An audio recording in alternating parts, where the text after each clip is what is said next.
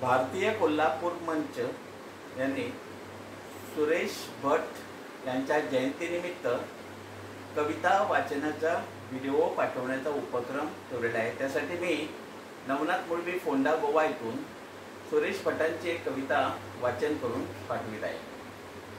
कवितेचं नाव आहे बागेतल्या फुलांनो। बागेतल्या फुलांनो, फुल व्हायचे कशाला, परतून जायचे तर मग यायचेच कशाला। नात्यातल्या दरीला शीड घालतो कशाला, फिरवून पाठ कोरी रीत वाचतो कशाला। हा खेळ सावल्यांचा तू खेळतो कशाला, लपवून आसवाना उरी दाटतो कशाला।